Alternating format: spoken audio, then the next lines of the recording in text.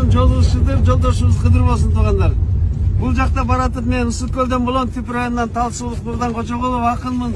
Ушул жаштар экен көбүнчө сиздерге бир-эки ооз акыл насаат айтып коеюн дедим. Себеби дегенде азыр жаштарга руханий байлык абдан керек болуп атат. Жаштарга абдан ыйман керек болуп атат. Келечекте бактылуу болгула, өмүрлүү болгула, ал үчүн силерге эмне керек дегенде байлык, бийлик, атак, даңк эмес. Силерге акыл насаатты угуп, акыл керек биринчи. Акыл топтосоң бакытка жолугасың, алтын топтосоң азапка жолугасың. Ыймандуу үй бүлөдө ырыс кешик, ыймансыз үй бүлөдө жыртык тешик. Ыймандуулар бирин-бири жандайт, ыймансыздар бирин-бири алдайт. Ыймандуунун тили бал, ыймансыздын тили заар. Ыймандууну ырыс кырчийт, ыймансызды шайтан ээрчийт. Ыймандуудан ырыскы жугат, ыймансыздан кесир жугат. Ыймандуу үй бүлөдө сый, ыймансыз үй бүлөдө ый. Ыймандууга жолдош болсоң бейиштесиң, ыймансызга жолдош болсоң кейиштесиң.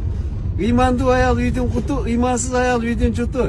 Ыймандууга ыйман сөзү балдай жагат, ыймансызды ыйман сөзү уудай чагат. Туугандар, сабалап жааган мөндүрдөн сампарлап жааган кар жакшы, сабырсыз зөөкүр жигиттен сербейген сакал чал жакшы.